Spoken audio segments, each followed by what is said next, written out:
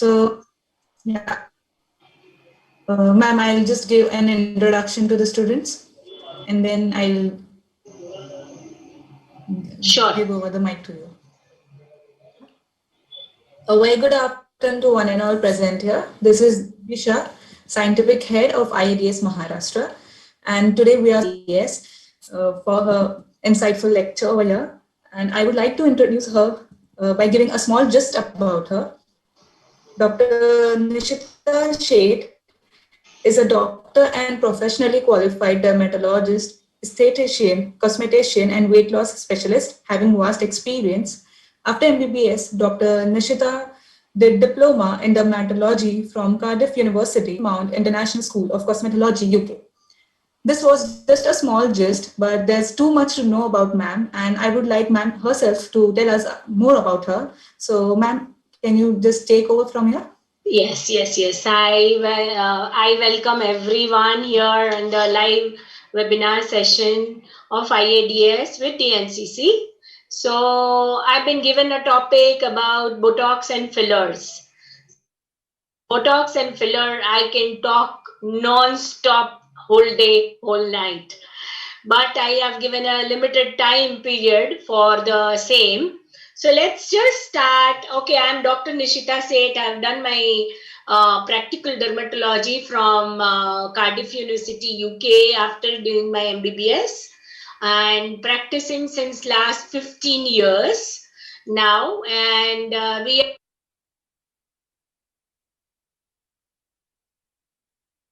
Ma'am, please unmute yourself. You have been muted.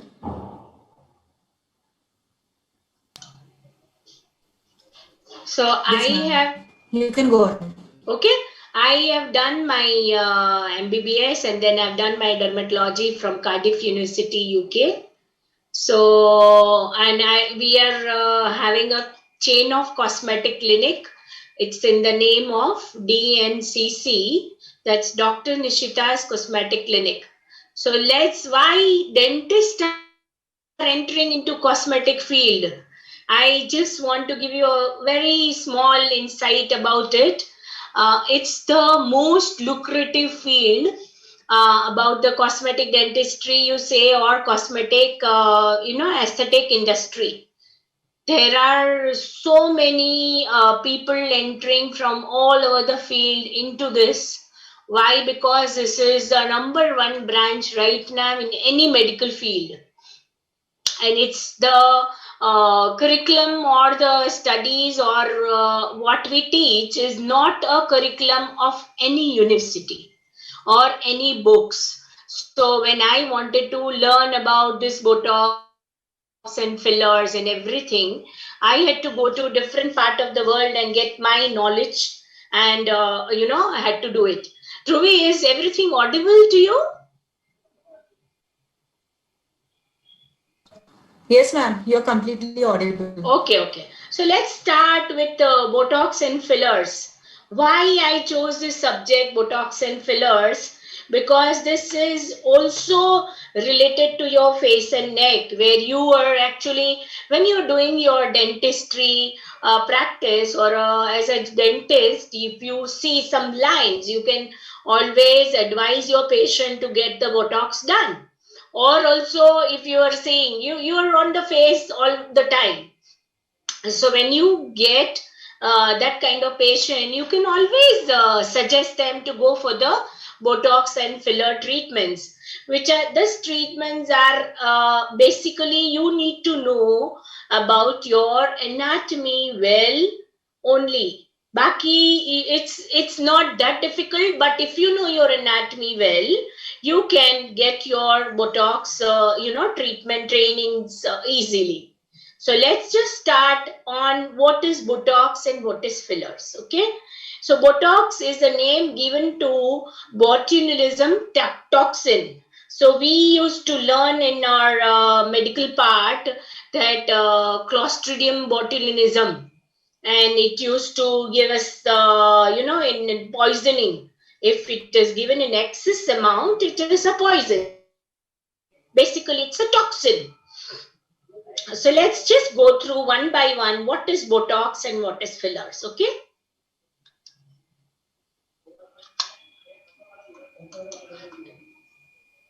Okay, so let's just see what is starting off with Botox. We will also learn neurotoxin pharmacology, how you have to dilute and storage. And I will give you some technical tips how you can do the Botox on the face. So cosmetic enhancement of the upper face, that's a glabellar line, frown lines. So these are my glabellar lines. If you all can see, these are my glabellar lines, okay? Then comes the crow's feet. So when I smile, I get some lines surrounding my eyes. That's called crow's feet. And the third one is forehead lines. So glabellar lines, forehead lines, crow's feet. So Botox is basically for upper face and filler is to fill in the lines on the lower face. I will also run through potential side effect of the Botox. Then we can have a workshop on that. Okay. Why learn Botox? Botox is now the most common aesthetic procedure performed in USA. Basically, in USA, every single lady or a gents get it done to also get a very good position in the job, and there are Hollywood and Bollywood and now Tollywood, and everybody gets it done. So we all have that one thing in our mind that, okay, Botox is done only for the aging face. No, it is not true. Botox can be done as early as 20 to 25 years also, just to give you a glow on the face. Also, we are doing mesobotox. It's called mesobotox. So 1.6 million Botox procedure were performed in US in 2001, making it the fastest growing procedure. So that is the fastest growing procedure in USA.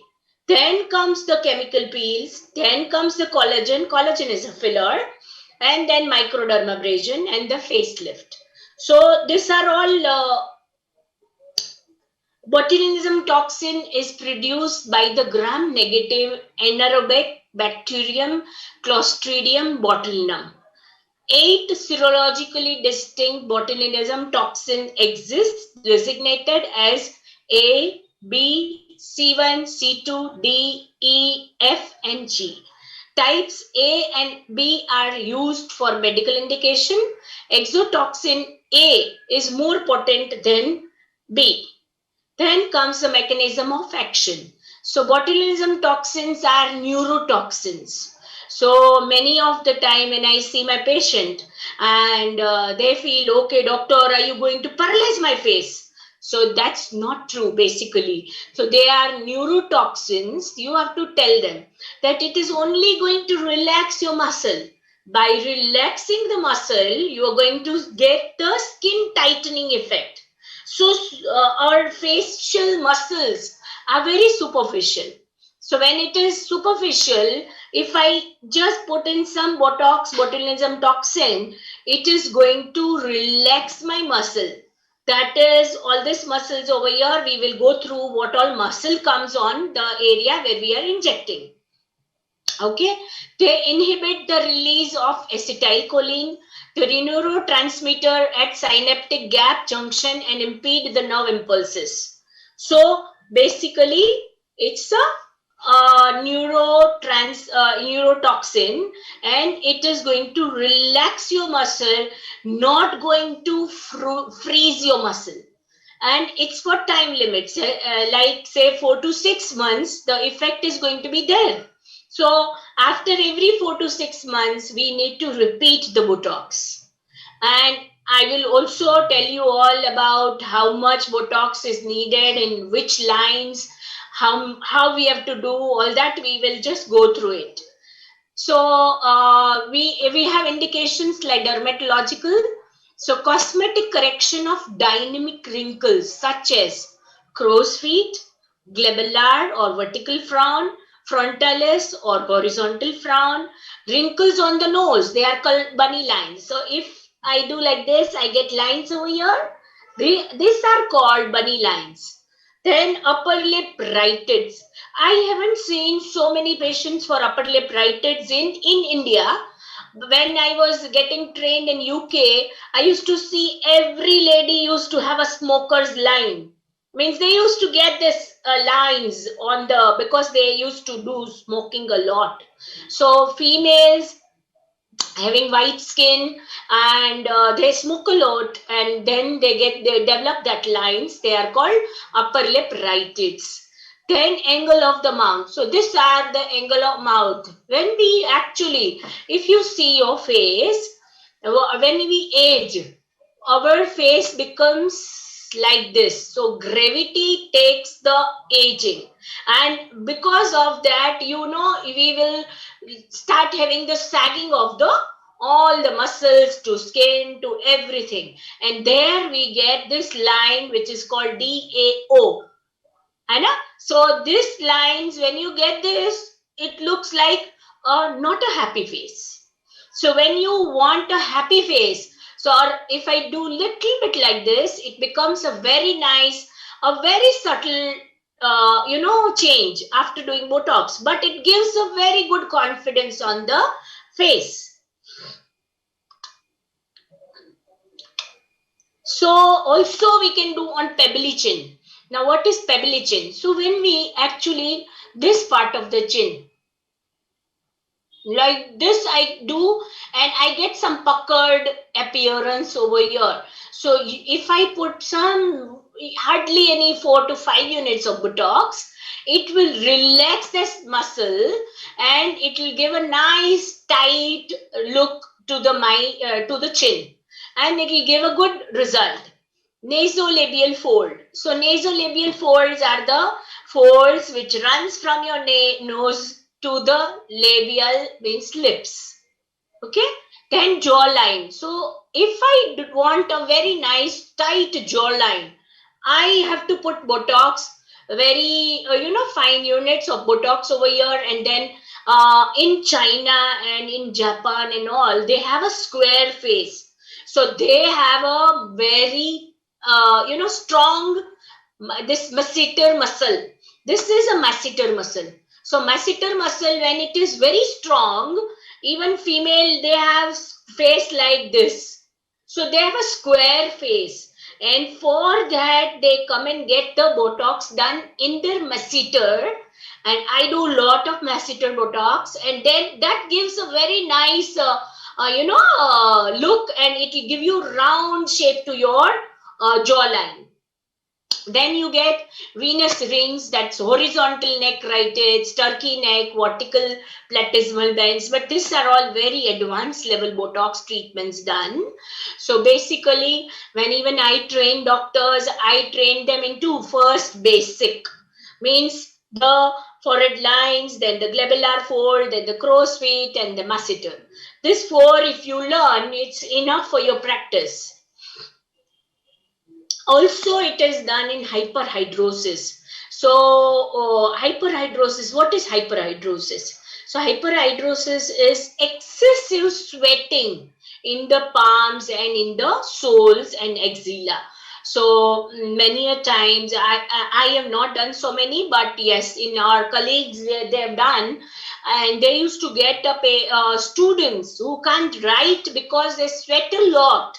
So when they're even writing the paper question answer and all, they sweat a lot and they can't concentrate in the studies. So that's called hyperhidrosis. So they used to come to the clinic to get their Botox done in the soles and palms skin. Then gustatory sweating syndrome. I have never done this procedure, but it's there. Let's do contraindication. So what is, where you should not touch your patient, why and where, and what conditions you should not do Botox is also very, very important. So if a person has an allergy to Botox component, in my 15 years of life, of my practice, I have only one patient out of, maybe I've done 4,000-5,000 Botox and fillers till now, but only one patient had a reaction to the Botox, and she developed that granulomas or whatever you call, and then I had to correct it by calling the allergen people and getting the help from them.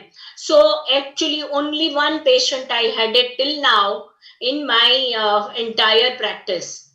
Then if the patient is already having infection, then don't touch the patient.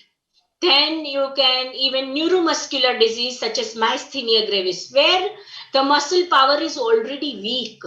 If the muscle is weak and you are going to inject, it is going to weaken your muscles further. So don't touch the patient with the neuromuscular disease as myasthenia and Eaton-Lambert syndrome. Then pregnancy and lactation. Obviously, we are not going to touch any patient with pregnancy and lactation whatsoever for any procedure.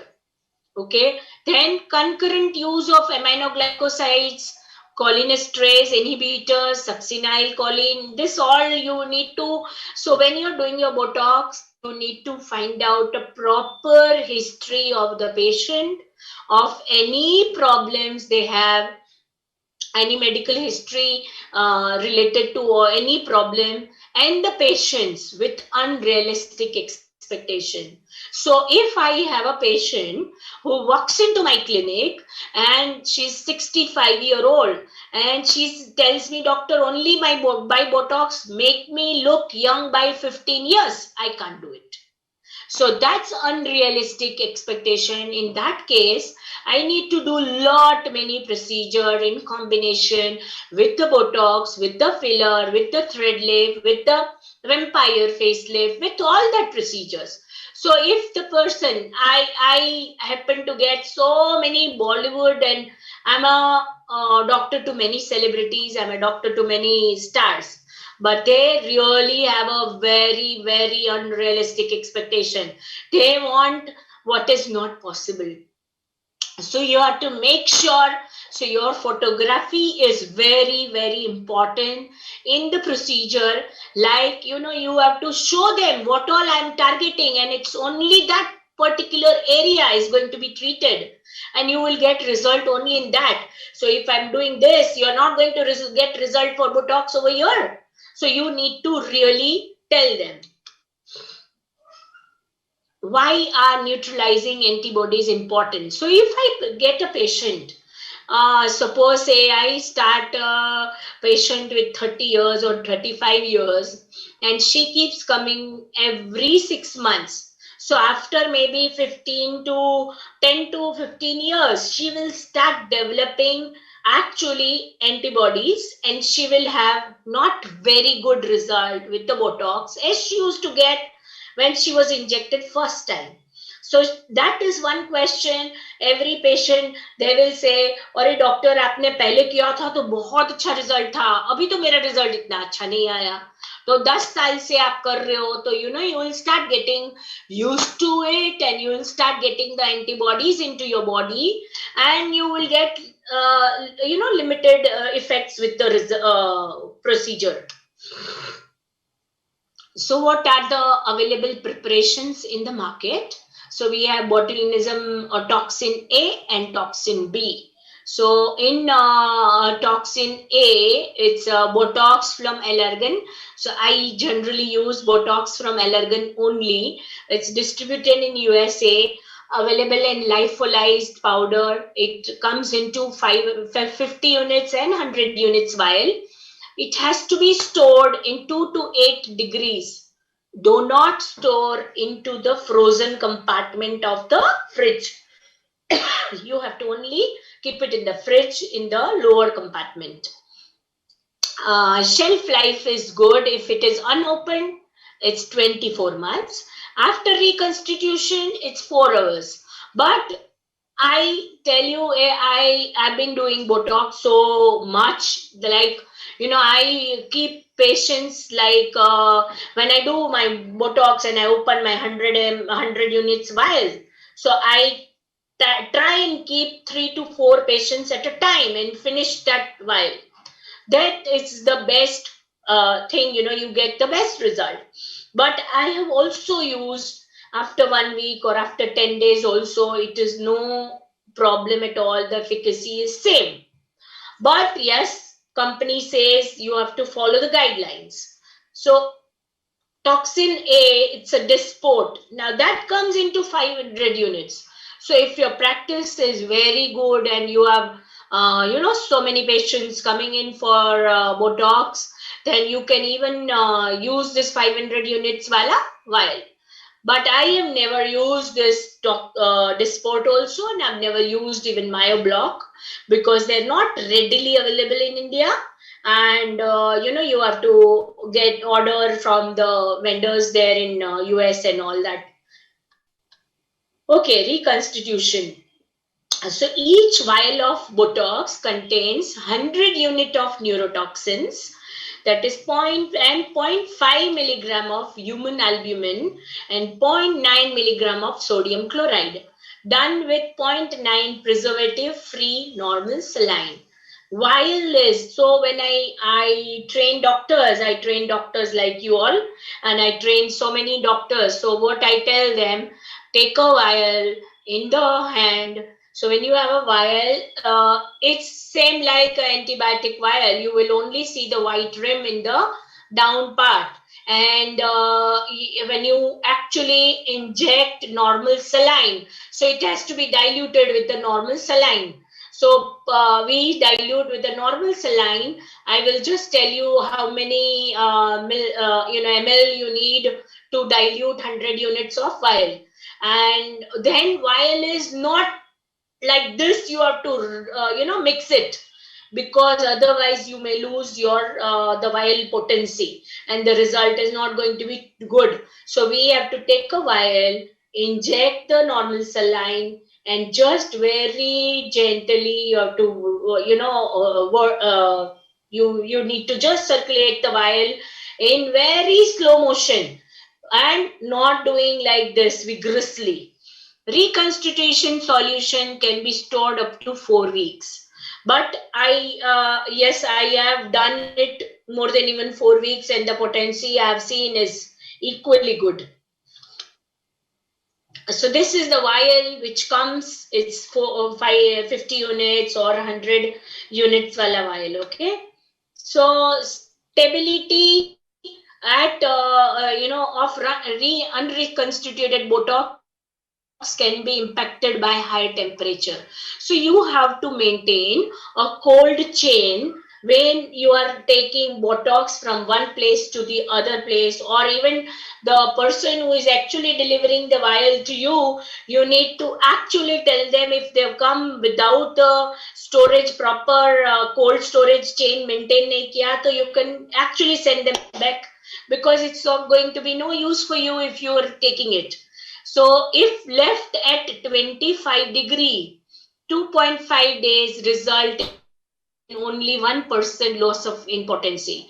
13 days result in only 5% loss in potency. But short and sweet, do not keep your vial outside the fridge, and do not even keep it in the frozen compartment. So where we have the ice, don't keep it there. It is stable, it's a very stable product. At 25 degree for 48 hours it retains the excellent potency, but why take the chance, right? Okay, dilution steps. So draw up like 2.5 cc of saline using a 3 or 5 cc syringe with a 20 to 26 gauge needle. Remove the purple plastic cap and insert the needle through the gray stopper into the vial. So when you just go into the vial, the normal saline will automatically go with the pressure, the negative pressure. And hold a syringe plunger and gently introduce saline to prevent foaming. So you should avoid actually making foams. And that will happen if you vigorously shaking your vial. So don't do that, which may reduce the ability to withdraw all Botox out of the vial. So, and every unit is so very expensive. You don't want to waste a single unit of Botox, right? Factors affecting the potency. So, alcohol in the skin or bottle cap, agitation of the diluted vial, storage of the diluted toxin, that is plus 4 degrees centigrade. Do not freeze Botox once reconstituted. Ice crystal may form, which damages the toxin and reduces the potency. Okay. So indications we have, I just told you these are glabellar lines. These are glabellar lines, the forehead lines, the crow's feet, then the neck creases, then the palmar hydrosis, plantar hydrosis, axillary hydrosis. So basic indication, glabellar lines 10 to 35 units. Then forehead lines 12 to 20 units. Then crow's feet, you need 12 to 24 units. I will also show you by diagram how many units where you need to inject. But in male patient, maybe 3 to 4 units more because the male has bulky muscles. So bulky muscle may need little more than the females. So we all know as dentists and dermatologists, these are the muscles of the face. So the frontalis, procerus, corrugators, orbicularis oculi. So when we are actually doing the crow's feet, we are targeting the orbicularis oculi. And when we are actually doing the forehead lines, we are targeting the frontalis and procerus together. And we also have to avoid going into the lateral part of the corrugators because that may give you ptosis. So we have to avoid that. I will show you how to avoid. Muscle and actions and expression lines. So now frontalis, they are acting as brow elevators and horizontal forehead lines comes from there. Corrugators, they pull your eyebrows medially and you get the frown lines. Procerus and depressor supercilii, they are brow depressors and frown lines and horizontal nasal lines. Orbicularis oculi, brow depressors, and they are used in crow's feet. Pre-procedure workup. So assessment of the patient to explain advantage of limitations of Botox, not to get influenced by patient's demand. So I just had in the morning, my patient, she comes from last 10 years, she comes and gets her Botox done. And she is so very smart right now. When I go to the clinic, she's already, you know, in her traveling time only, she applies that Trilox and she's just ready for the job. So, and then today she said, doctor, I have these lines. Can you not tackle that lines? I said, no. These lines, if I tackle and I inject here, you're going to get the ptosis and you will get the ptosis of the eyebrow and ptosis of the lid. So do not actually listen to your patient. When you know your anatomy well, you are not going to get influenced by your patient's demand.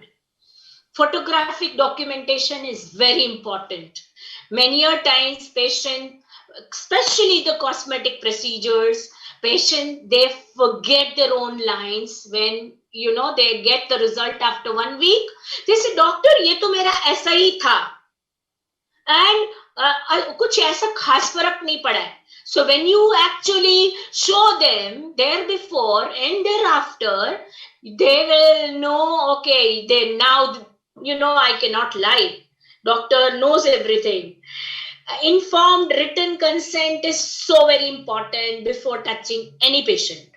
So you have to inform, you have to take a consent that, okay, I'm allowing my doctor to inject Botox on my lines and this is only for a cosmetic procedure, I'm getting it done.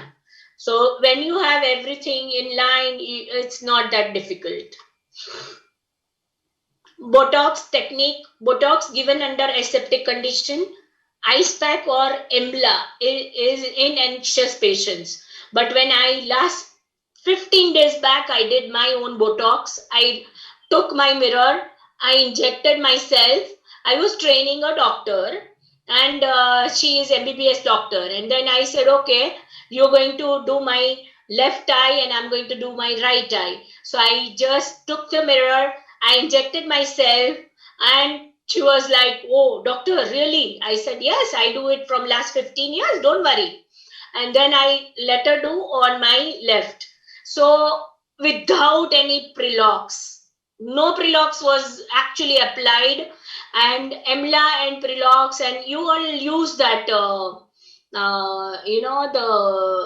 the spray anesthesia. What is that? Something like spray, you spray and it becomes numb. So topical anesthesia. What is it? Topical anesthesia. Okay, perfect. So we use mainly the topical cream anesthesia, which actually works very much better. So it's 35 to 45 minutes before I use it, I apply it, and I just cover it with the, the tape comes with it, and we just make them lie down, have their coffee or tea, whatever, and then I start doing it. So injection given in sitting position with proper illumination. Okay, why in sitting position? Because I don't want my surrounding muscles to get the Botox effect. So if I am targeting only the frontalis, I only want the frontalis to go relax. I don't want the corrugators to be relaxed. So I make sure that they sit in, actually not even sitting like this, but in a semi, reclining position. So then I know exactly I'm going only into these muscles. Injection sites marked after asking the patient to smile or frown to best demonstrate the site of wrinkles, so that you know exactly where you are going to inject. For the treatment of hyperhidrosis, starch iodine test to mark the problem area and regional nerve block or field block is given. Okay, so 1 ml of insulin syringe with 30 gauge needle is used. So you all must have seen the insulin needle, right? And the needle introduced at 45 degree to a depth of 2 millimeter to prevent backflow of the toxin. So now, facial muscles are very superficial. They are just below the skin. And that is why the muscles, when you're just hitting the thing and you're already in the muscle. And once you do it, it's nice, it's easy to do it. The bevel of the needle should face downwards while correcting the wrinkles and upwards while treating the hyperhidrosis.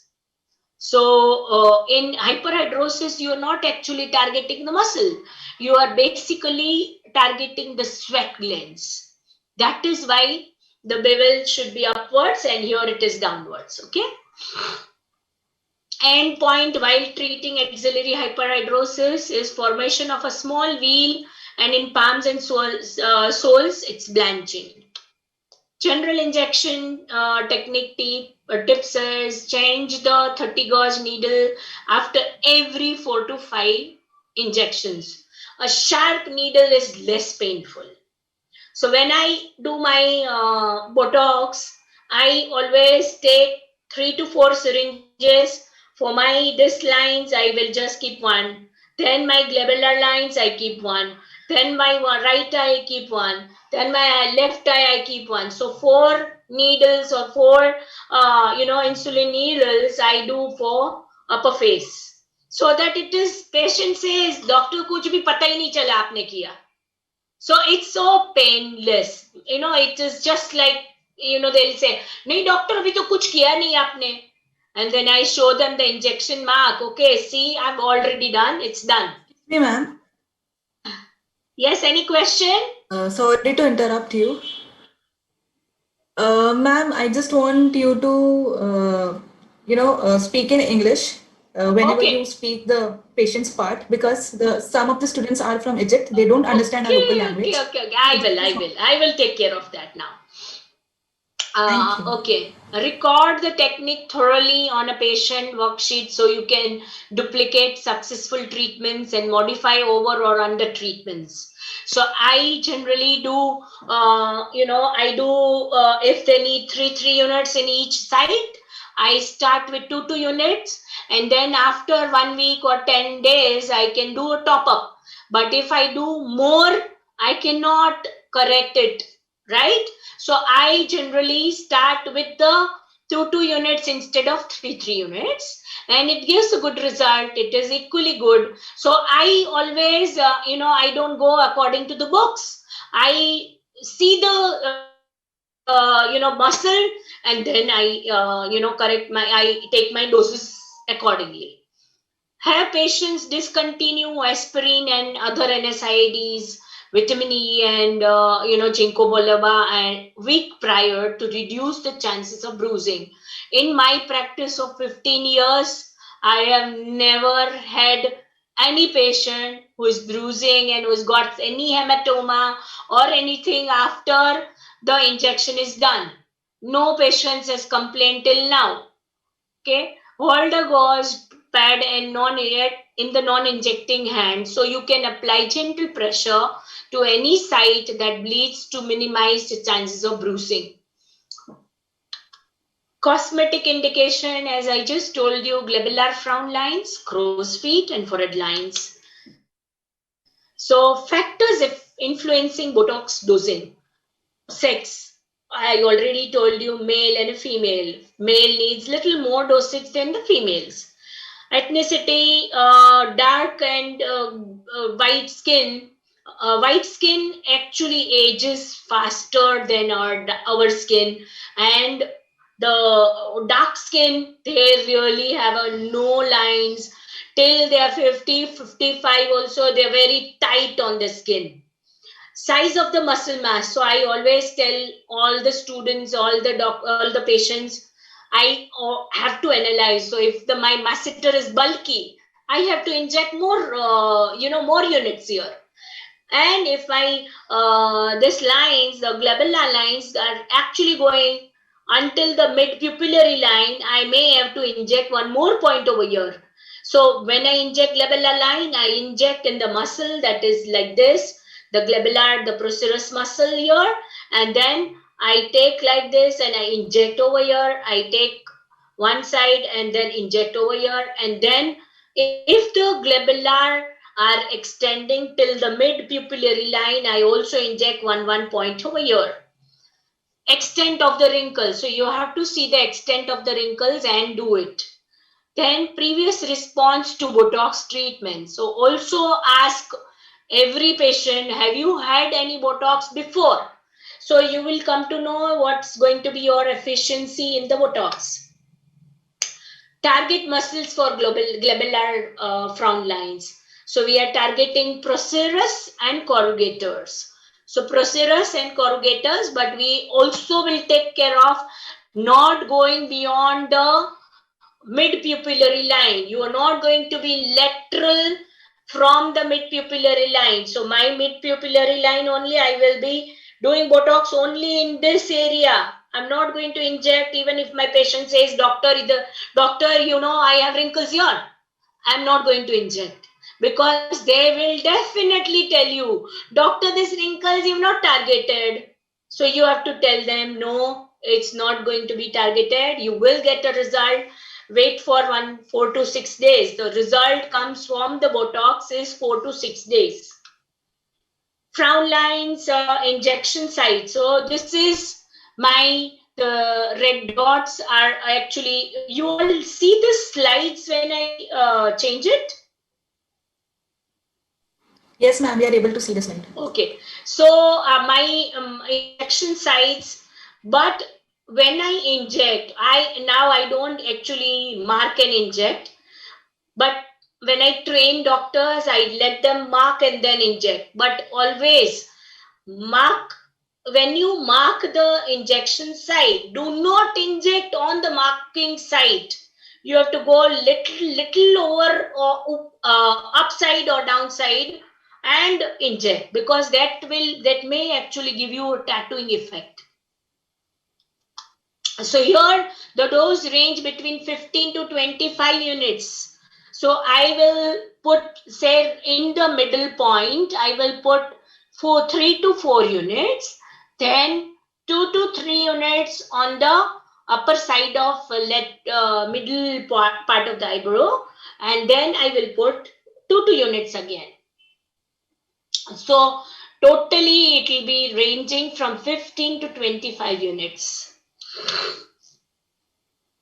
This is the injection technique. So when I'm doing my lines, glabellar lines, I'm going to actually hold my eyebrow like this and going to inject from here, so that I don't want so much Botox to go into the orbital rim and, affect there. So this is before and after of Botox glabellar lines after 1 week. So 4 to 6 days you see lines here, and even after the asking them to frown, even then you will not get any lines. Okay, target muscles for crow's feet. So what muscles we are targeting here is orbicularis oculi. So when we are actually targeting this muscle, orbicularis oculi, and that is how you get the crow's feet. Examine individual variation by getting patients to smile and squint fully. Look closely for blood vessels and avoid. The orbicularis oculi is a superficial muscle. Do not need to inject deeply. Only up to 2 mm, not even 2 mm, 1.5 to 1 mm you can get the orbicularis oculi muscle thing. And then orbicularis, then you inject. Check for asymmetry. Many a times every patient or everybody of us, when we examine our face in the mirror, we always have a very little asymmetry. One is right is up or left is up, always there. But then in that case, your patient will ask you, doctor, correct my asymmetry. Never try to correct that, because it's not going to be corrected by putting more units in the one side and other side. No. Do same and actually make them realize that your one side is little up and down. So I can't correct only one part, because you're not correcting this part, you're not correcting your lips and all. So it is going to be weird if you put little more here and little less here. Patient at full smile. So when you're doing crow's feet, you ask them to smile. You will see the radiating lines from here to here to here. Okay, that's called crow's feet. So this is patient at full smile, not upper and lower borders of the crow's feet. So these are actually upper and lower borders. So your first point is just the corner of eye, 1 centimeter. So 1 centimeter is only 1 finger away. From your corner of the eye to 1 finger away, this is your first point. So if this is my first point, then 1 centimeter above and 1 centimeter down is going to be my another 2 points. So I'm going to inject all the 3 points. Inject 1 centimeter outside the orbital rim, perpendicular to and into the muscle. At least 3 injection sites 1 centimeter apart suffice. Inject 2 to 4 units of Botox per injection site, depending on the radiating lines. So if I have lines from here to this very down, then I may inject 3 units in 1 point.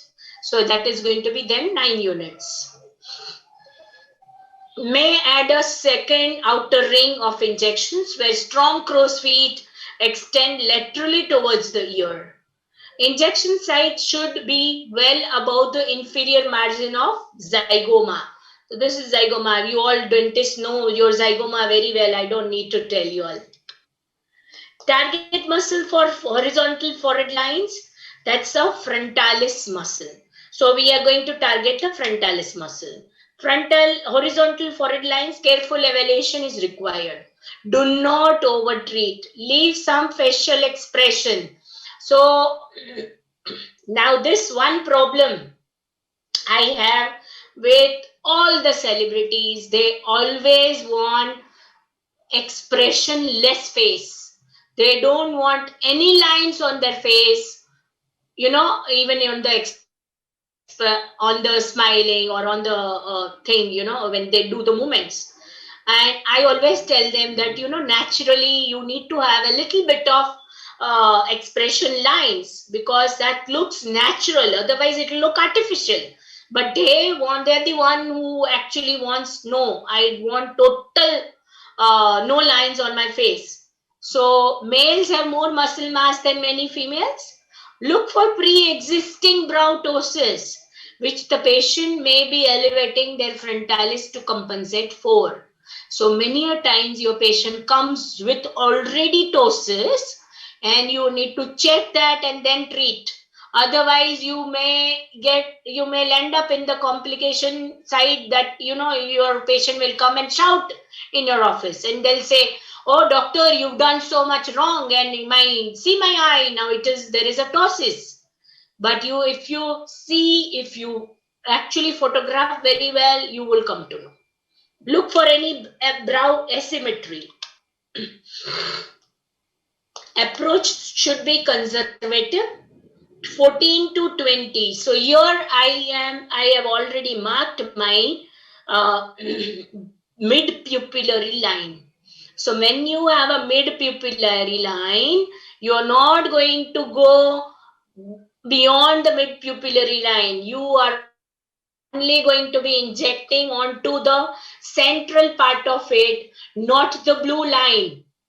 14 to 20 units of Botox in 4 to 10 divided doses in the lateral to mid-pupillary line. Stay one finger above the supraorbital rim.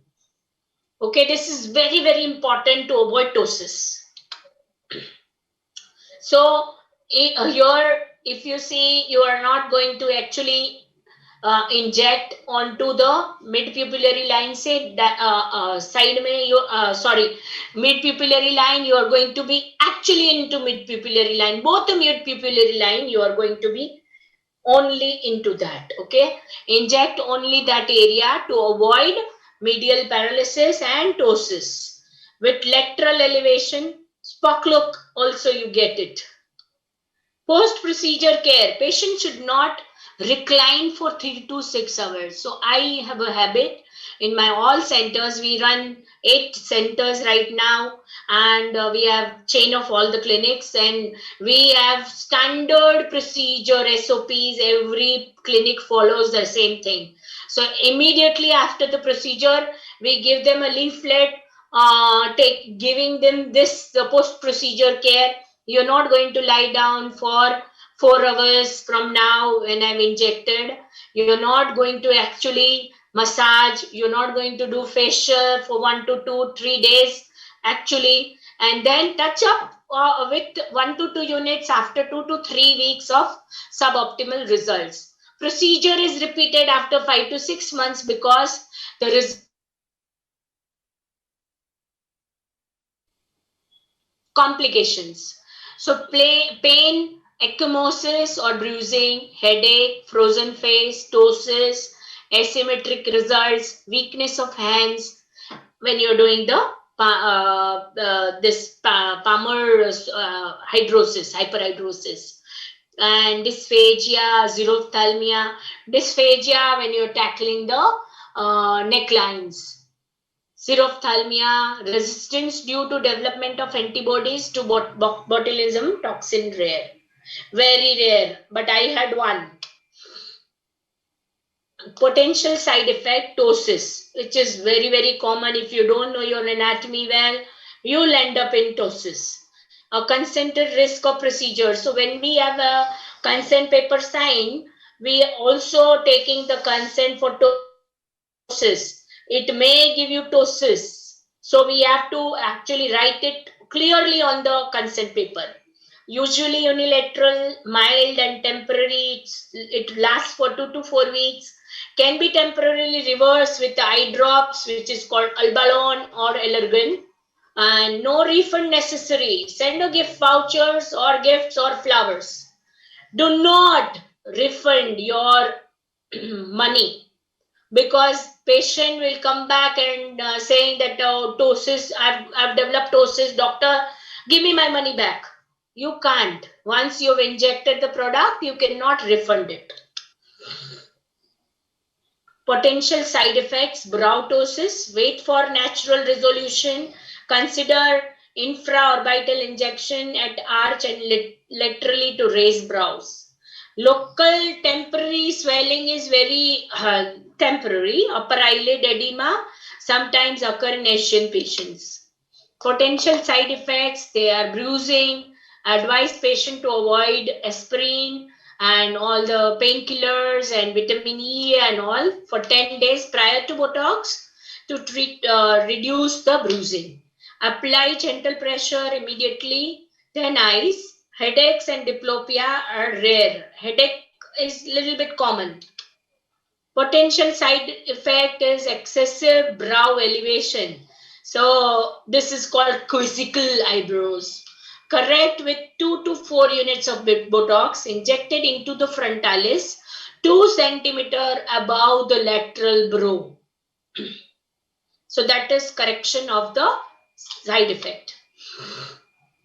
Overall, Botox is very safe, easily performed, highly effective, provides incredible patient satisfaction. It is also reasonably priced in the realm of cosmetic procedure. It is close to the perfect cosmetic procedure. And Botox is fantastic. I've been taking my Botox since last 15 years. I inject myself. I don't need any injector to inject my Botox. So Botox, if you all have any questions, we can take the questions after we finish with the filler, right? Okay, so then Yes, we ma'am. go. Okay, thank you. We go to the next lecture that is called filler.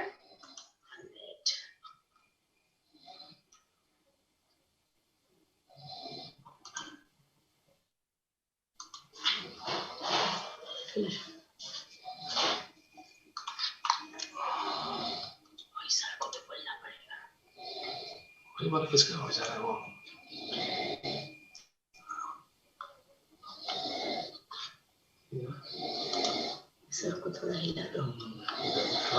Okay, we start with dermal fillers. Yes.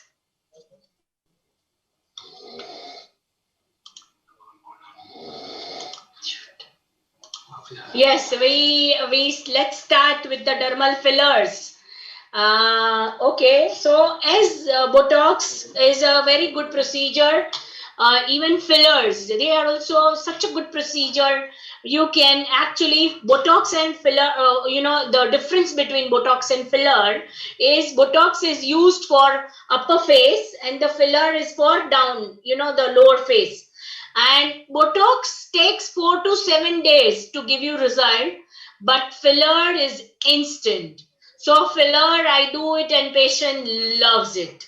They say, oh, doctor, you've taken my 5 years from my face. So that's the best part of the filler. Okay, what are dermal fillers? So let's just go.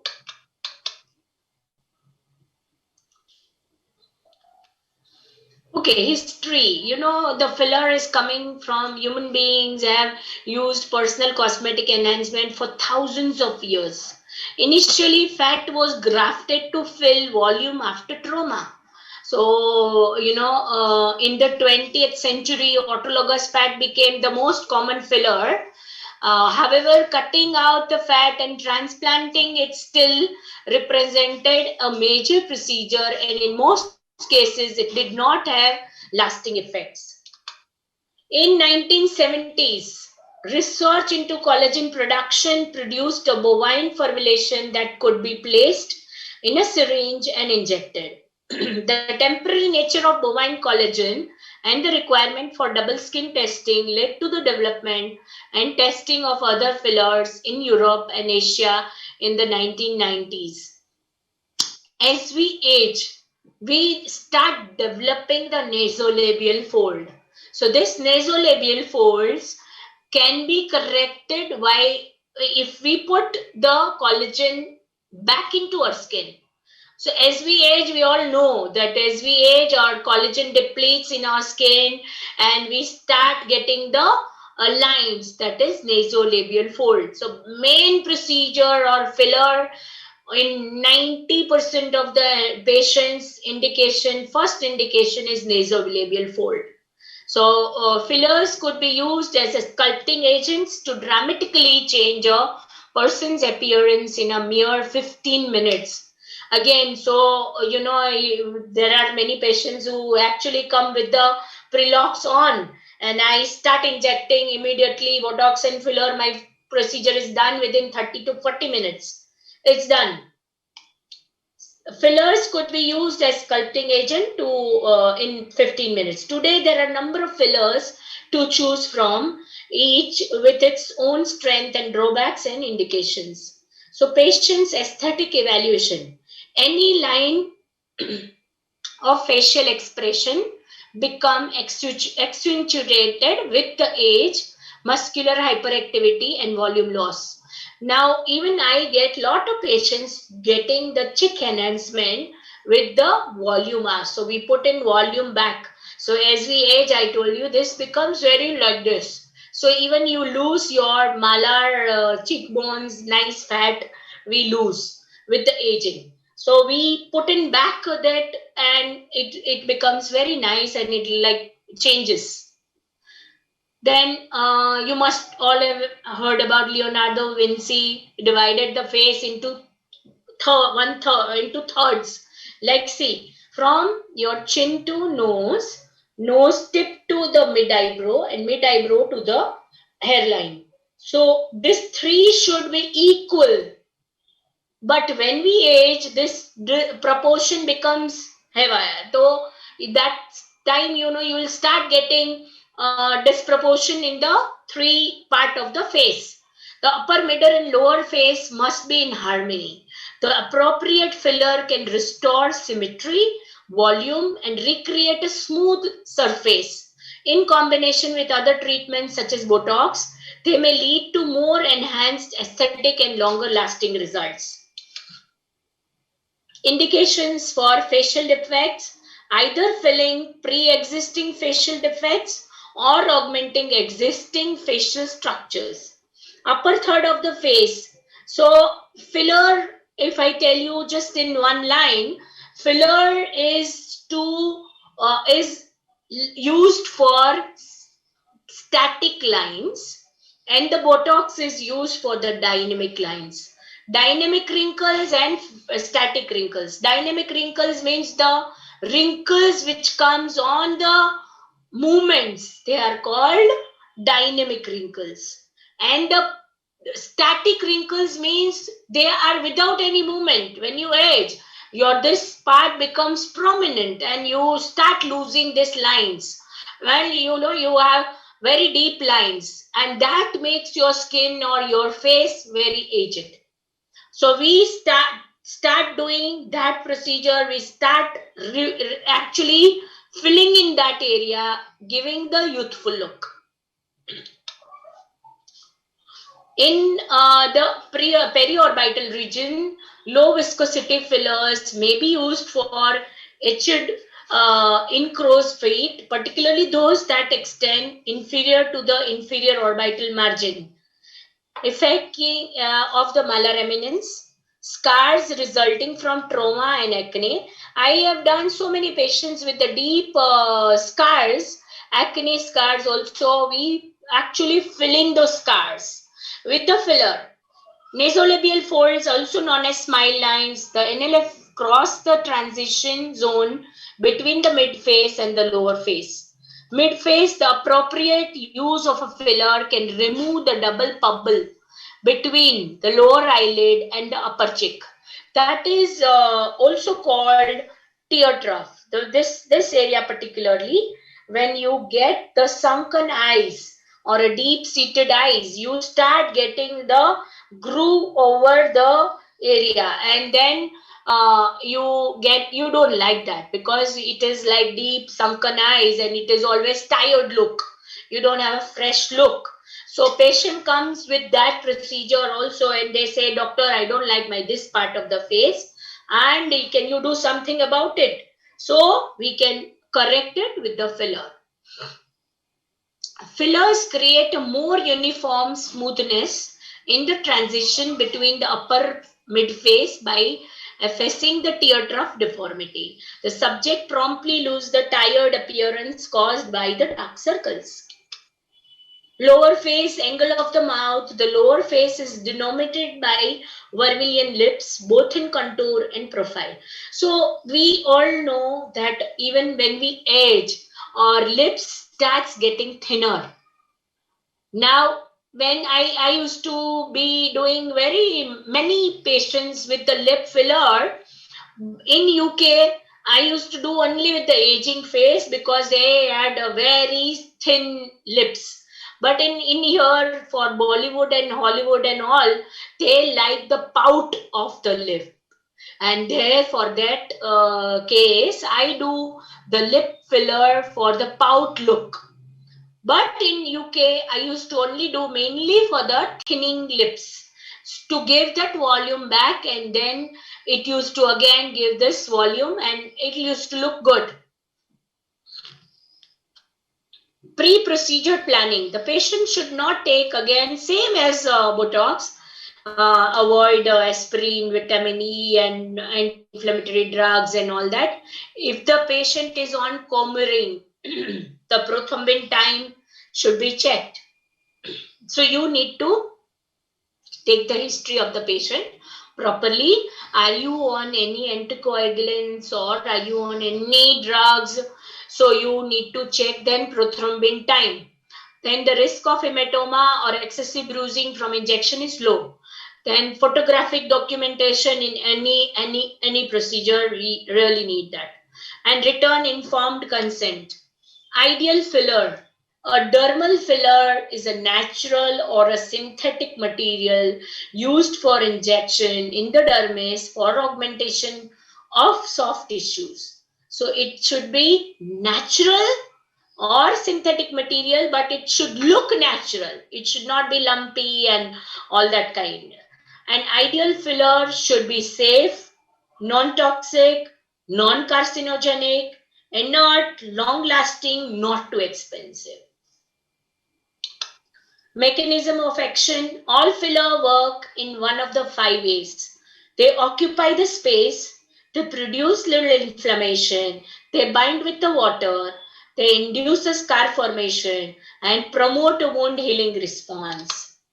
Okay, classification of fillers. Fillers can be classified either on the basis of longevity in the tissues or based on their sources.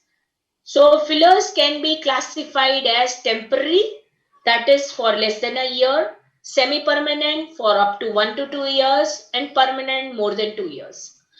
But generally now in our dermat conferences, when we go, people stop using this permanent fillers because they used to give lot of granulomas and permanent, the lumpy dumpy appearance. Classification of fillers based on site of placement. So there are dermal fillers, there are subdermal fillers, and there are supraperiosteal fillers. Based on origin of filler material, they are heterograft, allograft, autograft, and synthetic material. Temporary fillers are non-permanent fillers for less than 12 months. Advantages of spontaneously disappearing if the patient is not satisfied with the results. Some of the common temporary fillers available in India are Zyderm, Zyderm 2, Zyplast, Cosmoderm, Cosmoplast. Characteristic based on examples, based on content, collagen based, they are Zyderm, Zyplast, and Fibroquil. Fat, we do lot of liposuction also in our practice. So many a times patient is aged and we are removing the fat from by liposuction. So we take their fat and then we actually centrifuge it, and then we make a syringe and inject back with the syringe onto their face to give them a nice, so that's their own autologous fat, and that works very well. Even we've done many patients with the breast also. Means we've taken out the fat and we inject into the patient who's got a very small breast, we inject the fat. So that is also called autologous fat transfer. Then hyaluronic acid, then silicone, Hylagel, Hyla, and Restylane. In India, Restylane is one which is easily available, and that gives you, hyaluronic acid is mainly for moisturizing. So it gives you nice moisture to your skin. Silicone based, I have not used any of them, but they are there. BioCell Ultraviolet and Silicone 1000 and all. They are only available in Europe and US and all, Then temporary Zyderm, Fibril, Leloderm, Restylane, autologous fat. How temporary, we don't know the effect, because autologous fat, many a times we do it and after 1 month or 2 months, a patient says, doctor, there is nothing on my face now. Again, I need one. So that is why we don't generally do it as per procedure. But if the liposuction is done and patient wants a little bit of, recontouring, we do it. So Restylane, Sub-Q, Touch, Vital, lips enhancement, Perlene. Perlene is basically Perlene is more permanent filler kind. Perlene and Aquamid.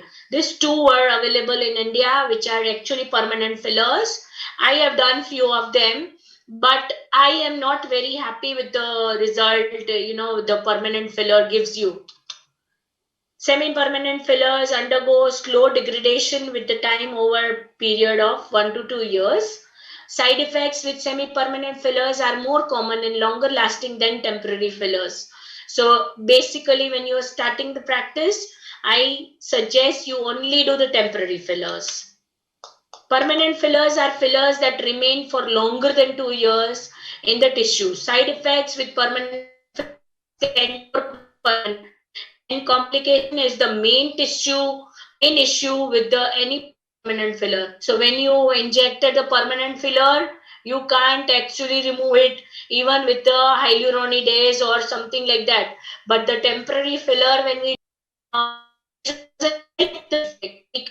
actually inject the hyaluronic acid, it will dissolve the Restylane and Perlene. Restylane is a FDA approved non-animal stabilized hyaluronic acid derivatives used for soft tissue augmentation, and 20 milligram per ml Restylane has a higher concentration of hyaluronic acid than Hylaform gel. Hylaform gel, we don't use it in our practice. We only use Restylane. Technique of filler. Now, having the patient position sitting up will be enable an accurate assessment of the defects or lines.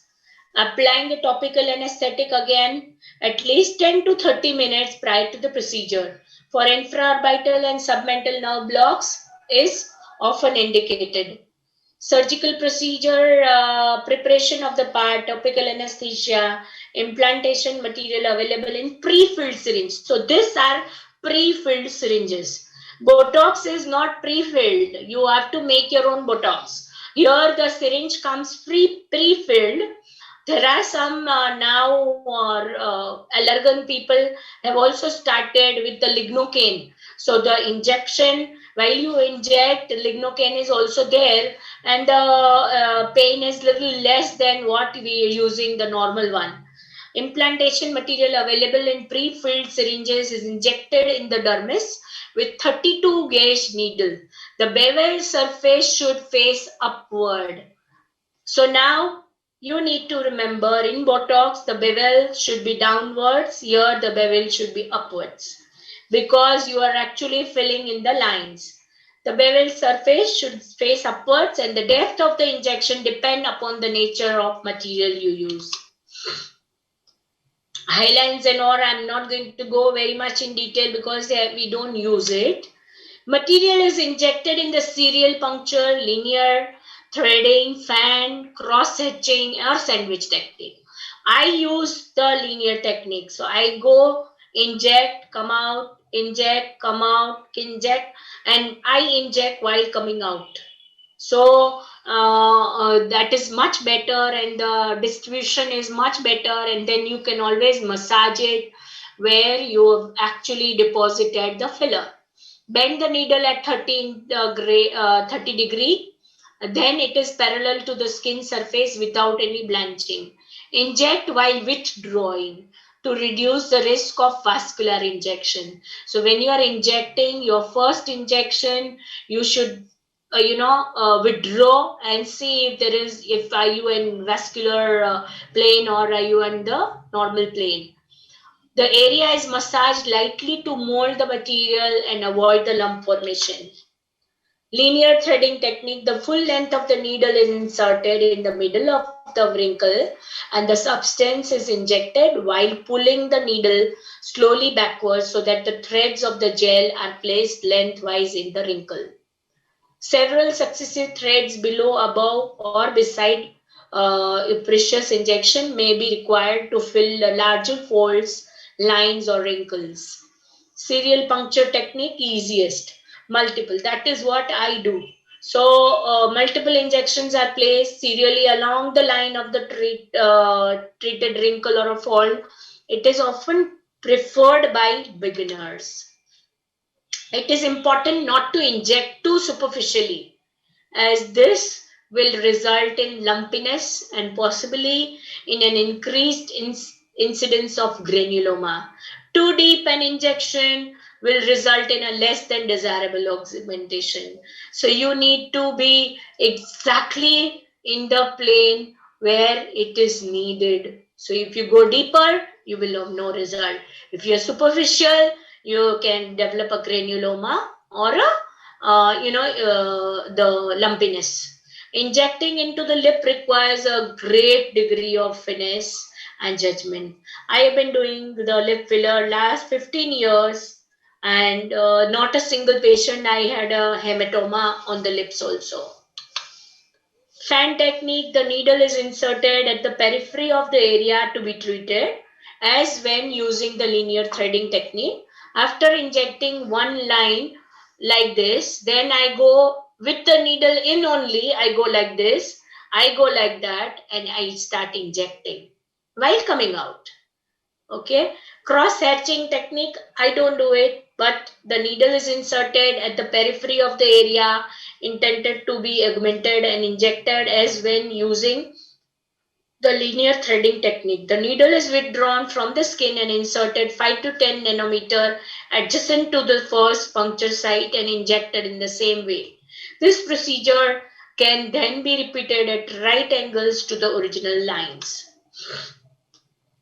These are the diagrams where we are doing the linear threading technique, serial puncture technique, fan technique, cross-hatching. Many practitioners prefer the threading technique. The advantage of this technique is that there are fewer needle punctures and potentially a smoother result is obtained, since it is easier to produce contiguous layering. In contrast, the multiple puncture technique requires several needle sticks. The advantage of this technique is more control and precise placement.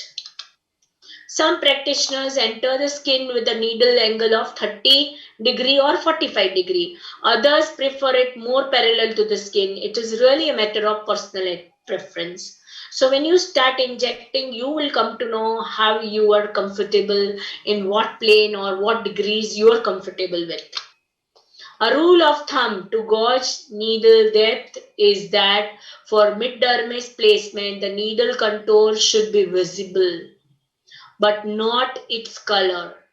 Guide treatment while injecting by visual response with thinner material placed high in the dermis, like Restylane fine lines, and tactile response when placing thicker material more deeply.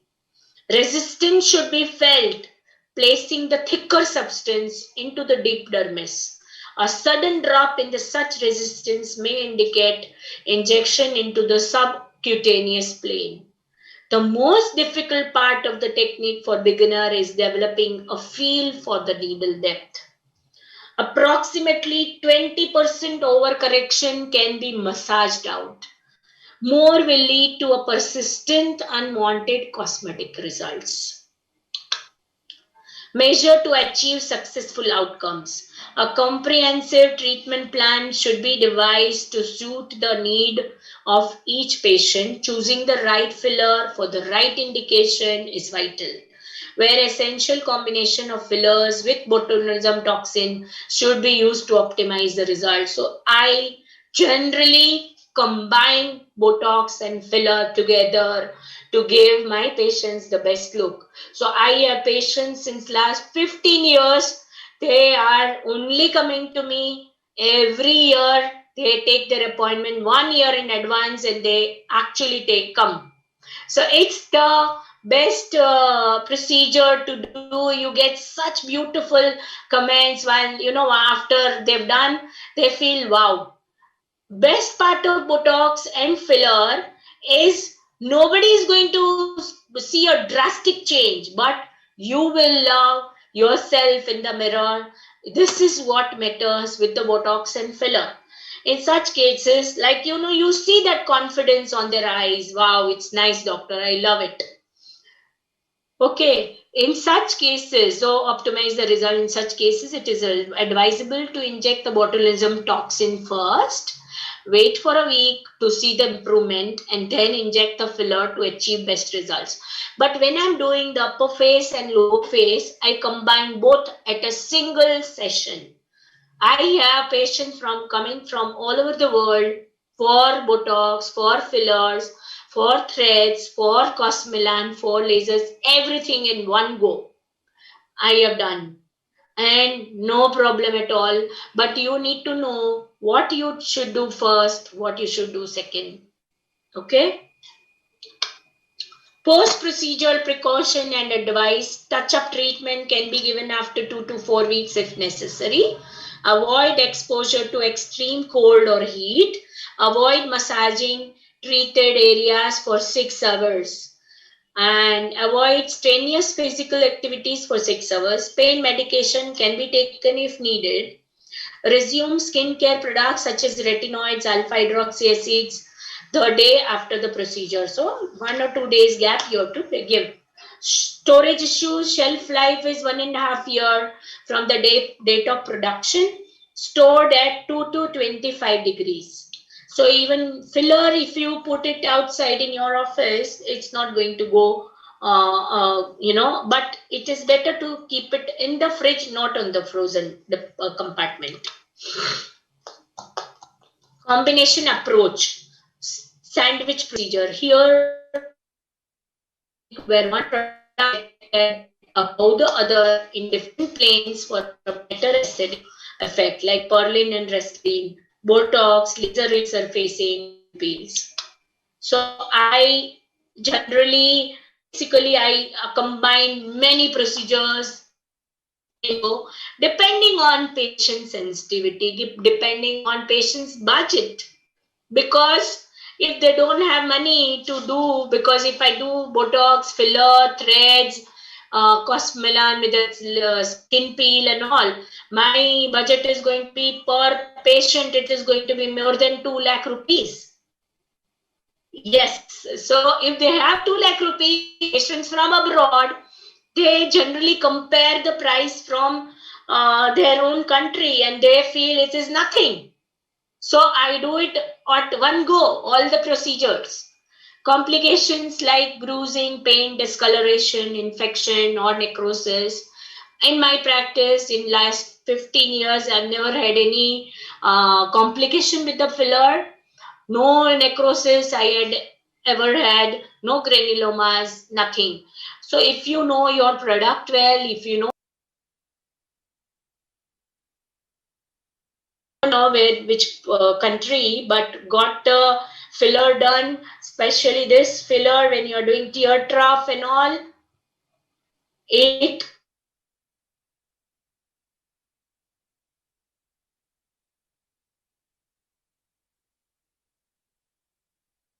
usually resolve over 2 weeks or 1 or 2 weeks without the therapy.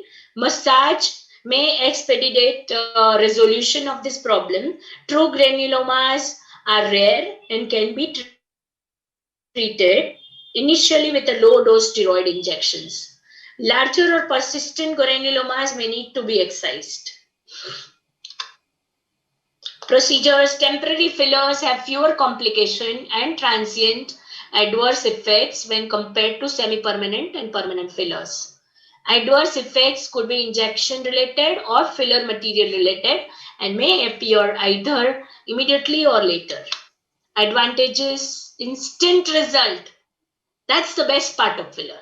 I love fillers because my patient sees the line, it's gone after I do the procedure.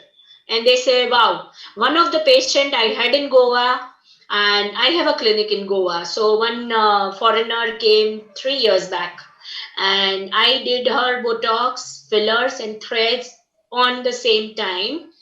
And when she actually she seen her face in the mirror, she said, my God, doctor, I look like my daughter.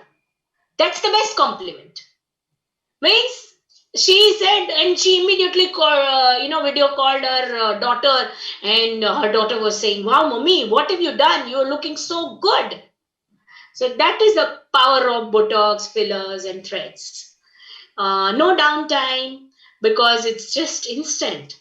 Easy procedure, does not require special surgical expertise unless until you get trained very well, you can do it. And this procedures can add 3 to 4 lakh rupees per month into your practice if you do it well, if you market your procedures well. Disadvantages: it's expensive. So the filler, the Restylane or whatever, the Botox comes in by Allergan is almost around about 18,400 units. Okay, and filler pre-filled syringes by Allergan again comes at 18 to 20,000 rupees for one syringe.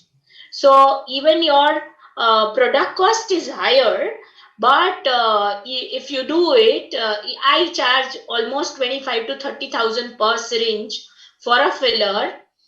It's just half an hour job for me.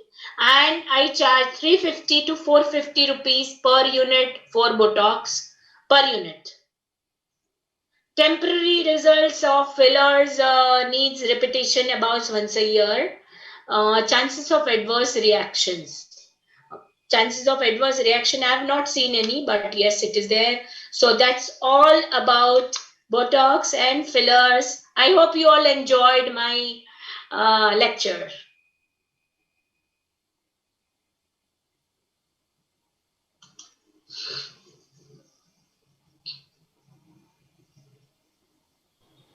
Yes, ma'am. Ma'am, there are some questions on the WhatsApp group and the YouTube. Now, should I start with the questions now? Where can I see them? Ma'am, I'll send them in the. Ma'am, I'll send them in the chat, ma'am. You're in the Zoom chat box. I'll send them in the chat box, ma'am. Okay. You can either read or should I read them for you? Yeah, please read it for me. Ma'am, the first question is: can we repeat the filler at the site which was previously injected 1 to 2 years in case of temporary fillers? Can we repeat the question, please?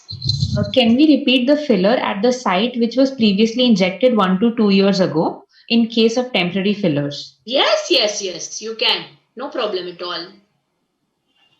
What is better, Botox or dermal fillers? Okay, nice question, but the answer is both are equally good. To me, both are equally good, and it is treating both the things differently. So now you need to analyze your patient and ask them, okay, what is your concern? So if my patient says, oh, doctor, I've got these lines and I want to tackle, then for me, Botox is better.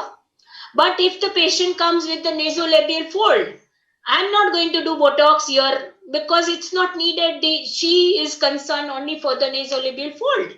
So I will then definitely do the filler. Next is, ma'am, the question is, ma'am, about the previous question that whether it can be repeated or not. It's asked if yes, then how many times can we repeat the temporary fillers? Temporary fillers has the shelf life of up to 1 year.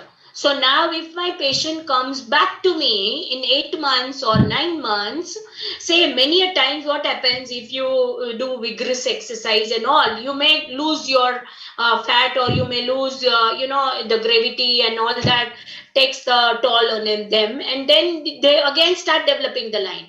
So the perfectionist patient needs to come back to 8 months or 9 months, they'll again get it done. I can easily do it. Ma'am, when you say that it has a shelf life of 1 year, ma'am, that is in the patient 1 year or like on the shelf 1 year? No, on face it is 1 year. So up to 1 year. But I'll tell you, none of my patient comes back to me with 1 year.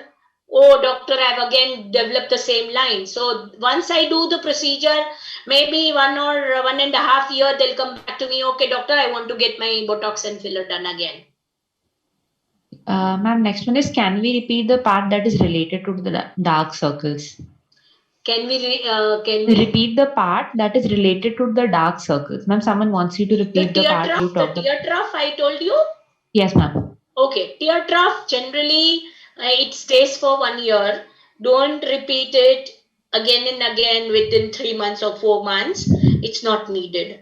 But yes, if again there is a sunken eyes, and again there is a vigorous weight loss and all, you may repeat. But in tear trough, you may hardly require a very small volume to do that tear trough.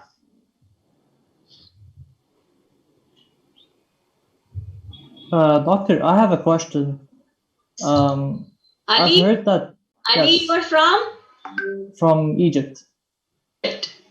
Yeah. Okay, wonderful. Tell me. So I've heard about Botox treatment for migraine, like patients with migraine. So Correct. can we shed light on it? See, there are indications, and cosmetic migraine also is treated. I don't do it, but yes, many doctors are, in India, we only stick to our department. So it's like, I do only cosmetic Botox. I only do cosmetic Botox. I don't treat migraine patient, so I don't do the migraine Botox. Mm-hmm. So I have no idea about it, but I can find it out for you from my colleagues. Okay, thank you. Yes. Any more questions? I'm just waiting a minute. There are a few coming up. Yeah.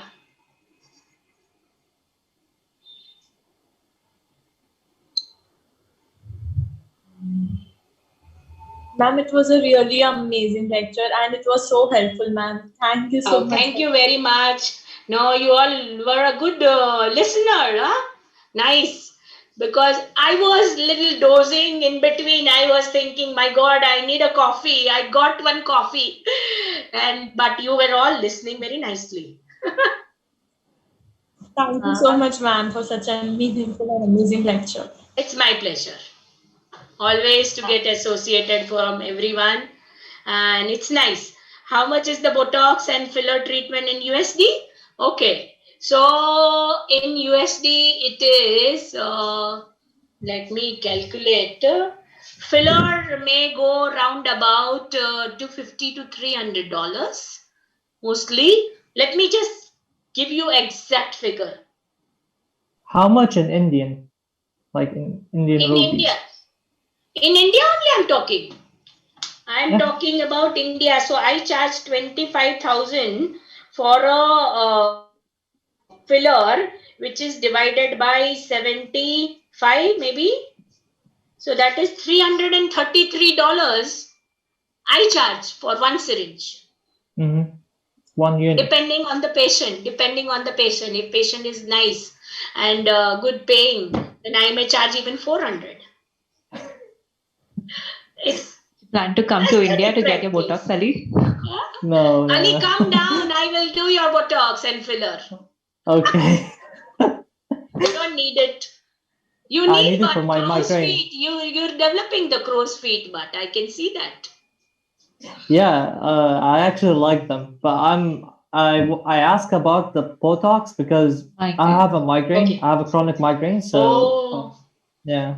Okay. But Botox, there are many doctors doing for migraine. I will find it out, and you are already on the group. I will definitely give you that, details.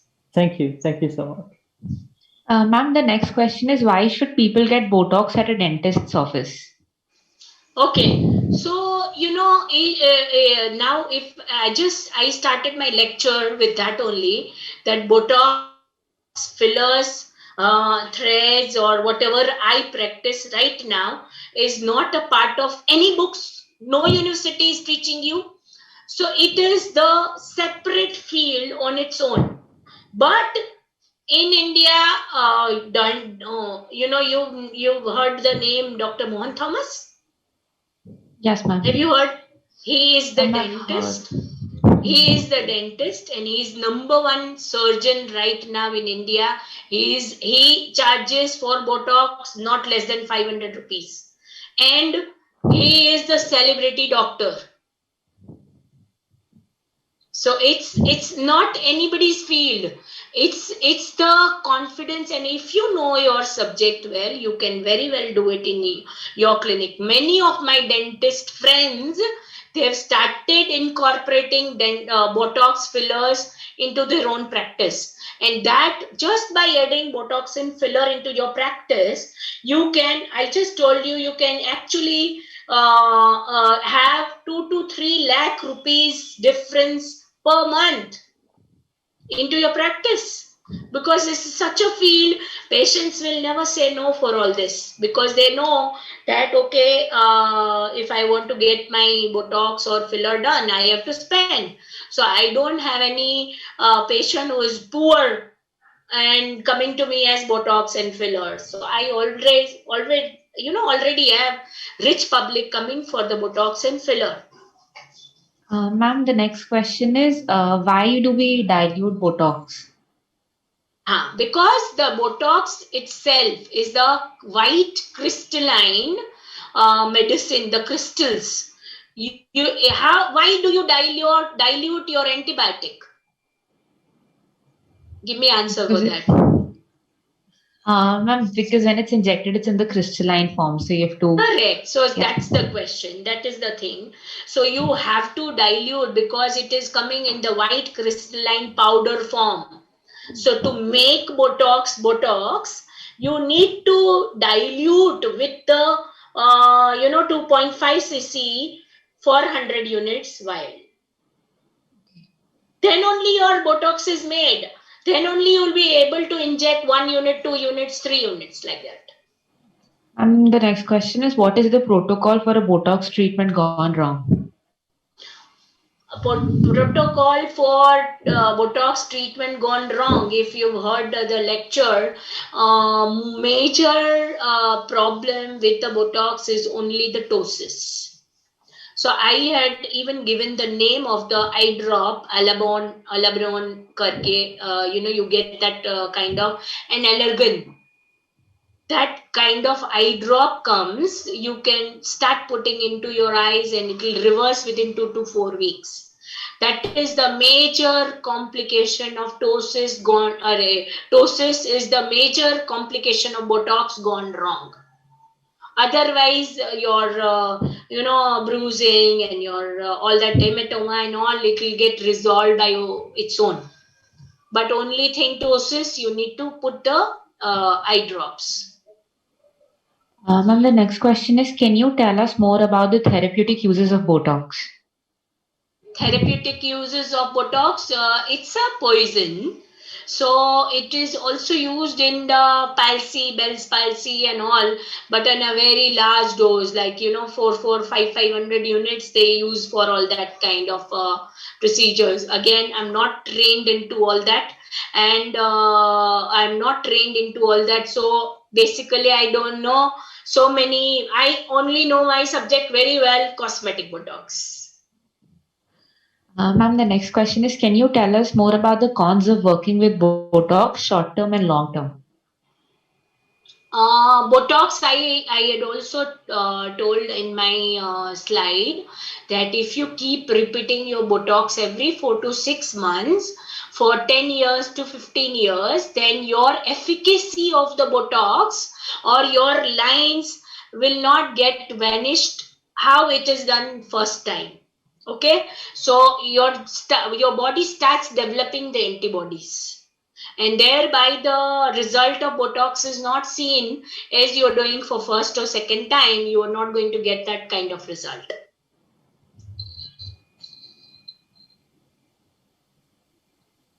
Are there any more questions?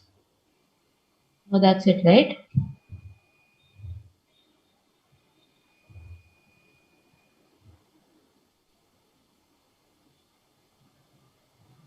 Ma'am, just a minute, I'll cross. Ma'am, there's one more question.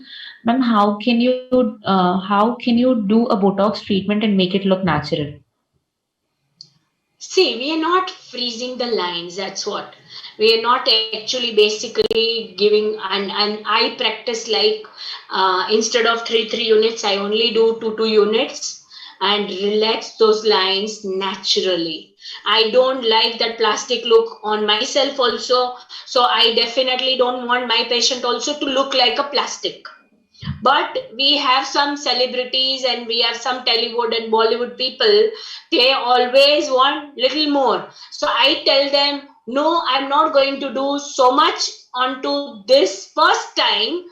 When I do the top up, if I require to do it, I will, inject some more units, but not at the same or single one session. First session, I always go a little less.